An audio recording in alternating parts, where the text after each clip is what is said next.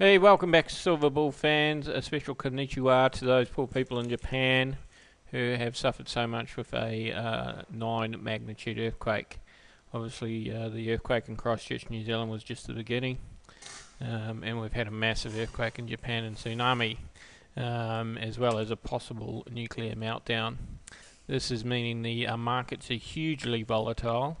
Um, it's interesting to see the US dollar's actually depreciated against the yen, and the reason a lot of people are saying that is because Japan holds $1 trillion in US paper, and they're likely to have to sell a lot of that to pay for what is going to be likely be $1 trillion disaster. The other thing that is of interest is Japan's gold holdings here, and that's why I've got this up. They hold 21 million ounces of gold. Now, I imagine they can't get rid of all their American paper, their American bonds, or otherwise they will cause major problems for the world currency. So there will be some pressure, I imagine, for them to look for other ways to help finance this massive burden on their economy, and that may be that they will then sell off some of these gold holdings, which may see a temporary reduction in the price of gold. That, of course, is against the fact that due to this disaster and Libyan crisis still going on and other things, that oil and gold are shooting up in terms of a flight to safety. It's interesting that palladium and platinum are on the way down because Japan's automatic, because obviously are going to be stuck for a while, and Japan's quite a large manufacturing economy, and a lot of their manufacturing will be dedicated to rebuilding.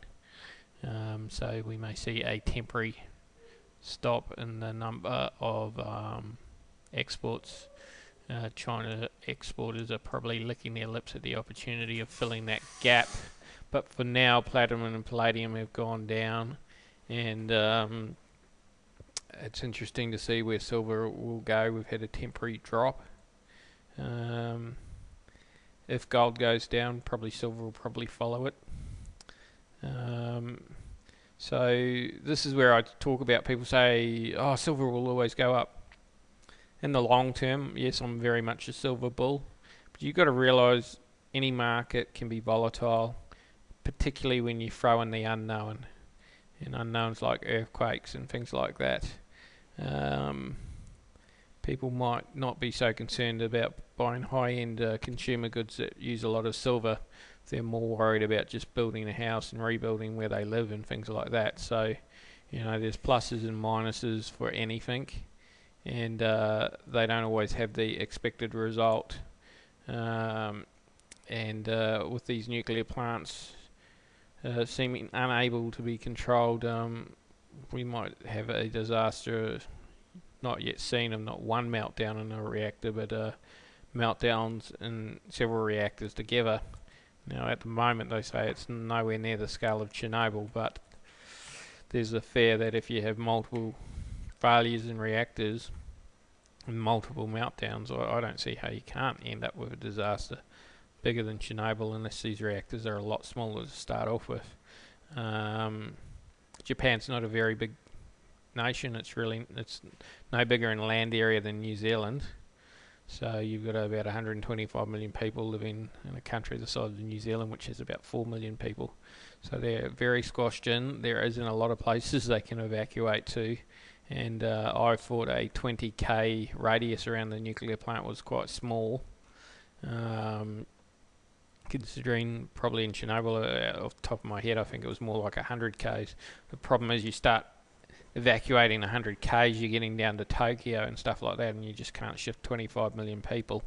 In the short term, I think if you currently owned a large holding of iodine tablets, you'd probably make a killing, because the governments will be scrambling for those.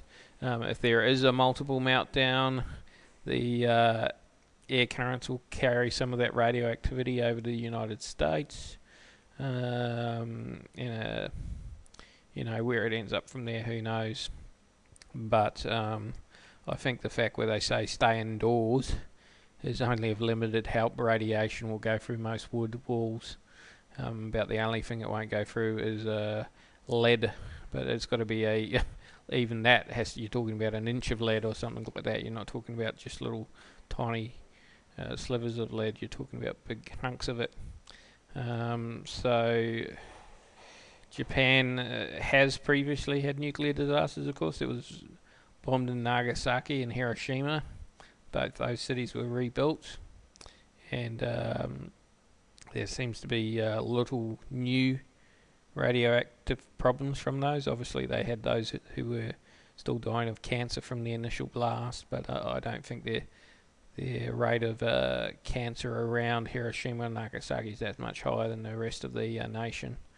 But we'll have to see what happens with this one, and I'm glad that I believe in a God, and for those of you who don't, well, that's your choice.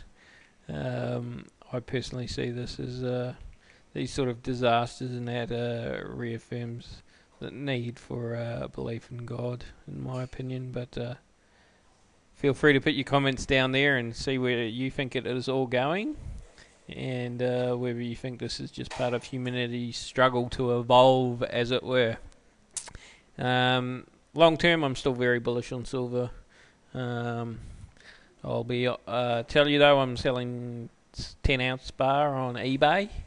One, because I needed a short-term money injection, and two, because I wanted to see how easy it was to sell my silver if I want to sell it, and how well eBay would do.